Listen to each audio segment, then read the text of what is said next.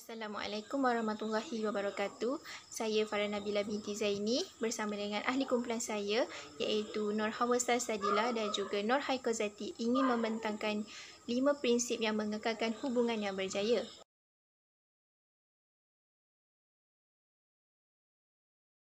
Berikut merupakan responden yang telah ditemuduga oleh para pengkaji.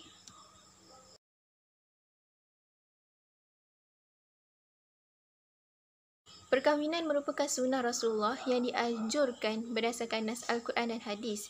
Perkahwinan dari segi bahasa iaitu ikatan ataupun simpulan. Dari segi istilah syarak, perkahwinan merupakan suatu ikatan atau akad yang menghalalkan pergaulan dan membatas hak dan kewajipan antara lelaki dengan perempuan.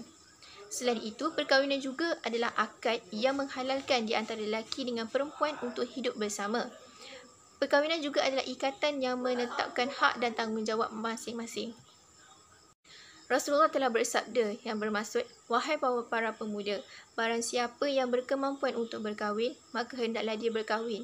Dan barang siapa yang tidak mampu, hendaklah dia berpuasa, kerana puasa itu dapat menghilangkan keinginan nafsunya."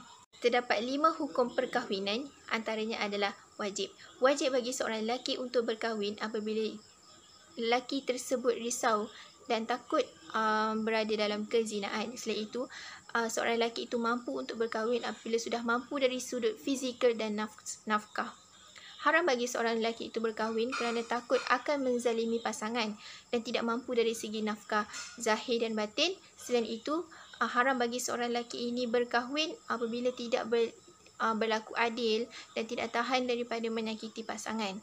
Seterusnya adalah hukum bagi seorang lelaki yang ingin berkahwin adalah makruh. Lelaki yang makruh untuk berkahwin adalah lelaki yang bimbang akan menzalimi pasangan tetapi tidak terkelaluan. Selain itu, lelaki tersebut juga makruh berkahwin apabila rasa was-was sama ada mampu ataupun tidak dari segi nafkah zahir ataupun nafkah batin. Selain itu, makruh bagi seorang lelaki itu berkahwin apabila lelaki itu berkahwin dengan pasangan orang lain dan juga perkahwinan Cina Buddha. Selain itu, sunat bagi seorang lelaki itu ataupun mustahab untuk berkahwin apabila dia tidak takut untuk terjerumus ke arah penzinaan dan mampu ataupun biasa saja dari segi nafkah zahir dan batin. Seterusnya adalah tabatul. Tabatul merupakan suatu keadaan di mana seorang lelaki tersebut terlalu fokus kepada ibadah. Tabatul terbahagi kepada dua iaitu yang dipuji dan juga yang dicela. Yang dipuji adalah dengan meninggalkan urusan dunia selepas menunaikan tanggungjawab dan hak yang wajib. Seterusnya adalah yang dicela. Yang dicela adalah suatu keadaan di mana seorang lelaki itu meninggalkan perkahwinan dan tidak menunaikan kewajipan dan hak yang wajib. Assalamualaikum warahmatullahi wabarakatuh. Saya akan menyambung pembentangan ini dengan menerangkan 5 prinsip mengekalkan hubungan yang berjaya. Dan pada pendapat kami merasakan bahawa antara 5 prinsip tersebut adalah hargai pasangan, bertolak ansur, bertanggungjawab, kasih sayang dan sabar. Untuk prinsip hargai pasangan, kami merasakan bahawa pasangan suami isteri seharusnya saling menghargai pasangan masing-masing demi membina sebuah ikatan perkahwinan yang mampu kekal lama. Dan saling menghargai pasangan dapat memberikan gambaran sebenar tentang kesusahan ataupun kesulitan yang dihadapi oleh pasangan masing-masing yang sebenarnya tidak dapat diungkapkan secara terang-terangan. Dan menghargai pasangan tidak perlu semata-mata berlandaskan dengan barangan mewah ataupun harta benda, tetapi hanya dengan sekecil-kecil perkara seperti membantu menguruskan rumah dan anak-anak ataupun meringankan beban pasangan masing-masing juga antara cara untuk kita menunjukkan bahawa kita menghargai pasangan kita. Perkara ini dibuktikan bahawa Rasulullah sendiri membantu menguruskan rumah dan anak-anak ataupun juga turut meringankan beban pasangan masing-masing. Apabila dalam hadis yang diriwayatkan oleh Al-Aswad, beliau bertanya kepada Sayyidatina Aisyah apakah yang dilakukan oleh Rasulullah ketika beliau berada di rumah bersama keluarganya, dan Aisyah menjawab bahawa Rasulullah SAW biasanya membantu pekerjaan keluarganya di rumah, dan jika tiba waktu solat, baginda akan segera menuju solat, daripada hadis riwayat Bukhari.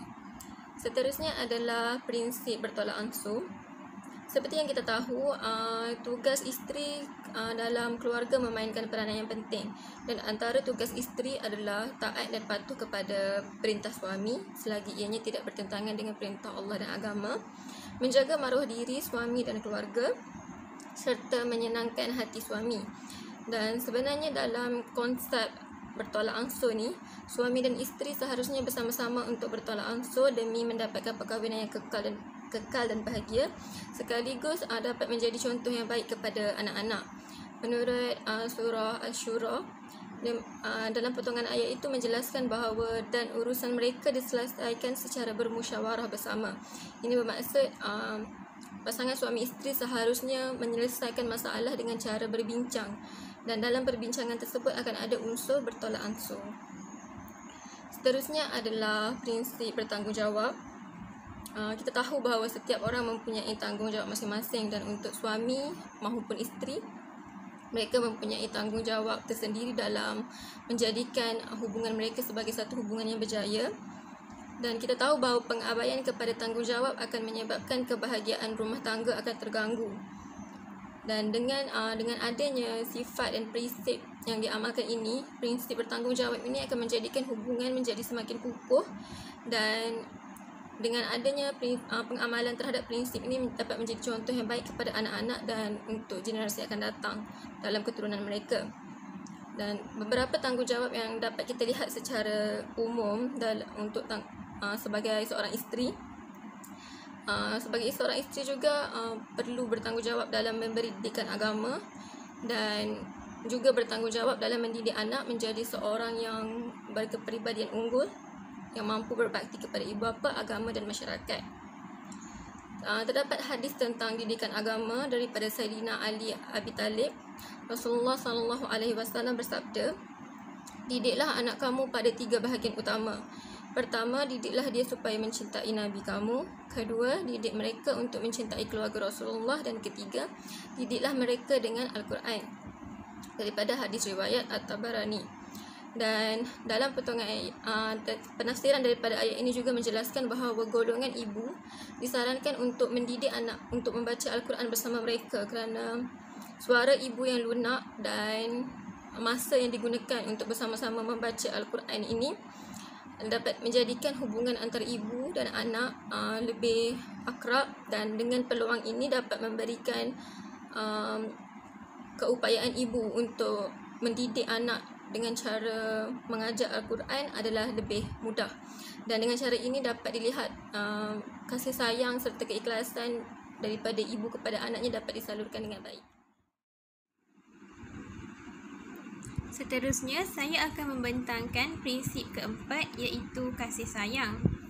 Untuk membentuk sebuah keluarga yang bahagia, harmoni dan kukuh, ianya perlulah diasaskan dengan asas al-mawaddah, iaitu rasa cinta, dan juga al-rahmah, iaitu rasa kasih sayang. Kasih sayang merupakan satu sikap saling hormat menghormati dan saling mengasihi kepada semua makhluk ciptaan Allah Subhanahu Wa Taala berdasarkan hati nurani yang luhur. Tanpa perasaan cinta dan kasih sayang, sesebuah keluarga ataupun perkahwinan itu akan tergugat dan boleh membawa kepada kehancuran rumah tangga. Kebahagiaan akan menjadi amat mustahil untuk dicapai sekiranya tiada rasa kasih sayang sesama pasangan dan juga ahli keluarga. Kasih sayang perlu wujud di dalam keluarga, di dalam kehidupan berkeluarga dan juga dalam masyarakat supaya dapat melahirkan keluarga dan anggota masyarakat yang bahagia. Sebagai contoh, seorang suami perlulah memberikan layanan yang baik kepada isterinya. Sebagai contoh, suami boleh memberikan hadiah kepada isteri, membawa isteri melancong ataupun pergi bersiar-siar. Isteri pula sebagai balasan hendaklah sentiasa mentaati dan menghormati suami yang sentiasa berusaha untuk memenuhi keperluan isteri dan juga ahli keluarga yang lain. Sikap kasih sayang yang diamalkan dalam keluarga dapat membantu untuk membentuk sifat saling melindungi dan juga tolong-menolong sesama ahli keluarga. Firman Allah Subhanahu Wa Taala di dalam surah Ar-Rum ayat ke-21, maksudnya, Dan di antara tanda-tanda kebesarannya ialah dia menciptakan pasangan-pasangan untukmu dari jenismu sendiri agar kamu cenderung dan merasa tenteram kepadanya, dan dia menjadikan di antaramu rasa kasih dan sayang. Sungguh, pada yang demikian itu benar-benar terdapat tanda-tanda kebesaran Allah bagi kaum yang berfikir. Maksud ayat di atas adalah antara bukti kekuasaan Allah Subhanahu Wa Taala ialah penciptaan isteri bagi suami untuk memperoleh ketenangan, dan Allah Subhanahu Wa Taala membuahkan perasaan rasa kasih dan sayang dan juga rahmah di antara pasangan suami isteri agar sentiasa hidup dalam keharmonian dalam menjalani kehidupan berumah tangga. Prinsip yang kelima adalah sabar. Sabar merupakan perbuatan bertahan diri untuk menjalankan ketaatan, menjauhi larangan dan menghadapi berbagai ujian yang diturunkan oleh Allah Subhanahu Wa Taala dengan rela dan juga pasrah. Setiap manusia mempunyai kelebihan dan kekurangan diri selain mempunyai peribadi yang berbeza antara satu sama lain. Apabila seorang lelaki itu bersetuju untuk berkahwin dengan seorang wanita, makanya lelaki tersebut telah berjanji dengan dirinya untuk menerima segala kelebihan dan juga kekurangan yang ada pada bakal isterinya. Dalam kehidupan berumah tangga, pasangan suami isteri perlu banyak bersabar dengan kerenah masing-masing. Fasa perkahwinan ini merupakan fasa permulaan untuk suami dan isteri ini saling berkenalan dengan lebih mendalam. Seorang suami perlulah sentiasa bersabar dalam melayani kerenah isteri, dan isteri juga perlulah bersabar dalam menerima kekurangan daripada suaminya. Sebagai contoh, jika suami itu seorang yang suka sepakan barang, jadi isteri perlulah bersabar dengan perangai si suami, dan si suami juga perlulah bersabar dan menerima kekurangan isterinya jika isterinya itu tidak reti memasak. Suami dan isteri ini perlulah sentiasa bersabar dalam menjalani kehidupan berumah tangga bersama dan berusaha untuk memperbaiki kekurangan masing-masing. Sikap sabar yang ditanam dan dipupuk sejak dari awal perkahwinan dapat membantu untuk mengharmonikan rumah tangga. Antara firman Allah Subhanahu Wa Taala dalam surah Taha ayat ke-132, maksudnya, dan perintahkanlah keluargamu melaksanakan solat dan sabar dalam mengerjakannya. Kami tidak meminta rezeki kepadamu, kamilah yang memberi rezeki kepadamu, dan akibat yang baik di akhirat adalah bagi orang yang bertakwa. Maksud ayat di atas adalah perbuatan menahan diri agar tetap istiqamah dalam menjalankan perintah Allah Subhanahu Wa Taala adalah sebahagian daripada suruhan Allah Subhanahu Wa Taala. Belajarlah untuk kekal bersabar kerana Allah Subhanahu Wa Taala telah menjanjikan syurga bagi hamba-Nya yang mentaati perintahnya dengan baik sesuai dengan syariat Allah Subhanahu Wa Taala. Kesimpulannya, konflik rumah tangga yang berlaku mestilah diurus dengan baik bagi mengelakkan masalah yang lebih serius daripada berlaku. Sebagai contoh, perceraian. Komunikasi dua hala yang baik diperlukan dalam membentuk rumah tangga yang bahagia supaya tidak timbul sebarang masalah.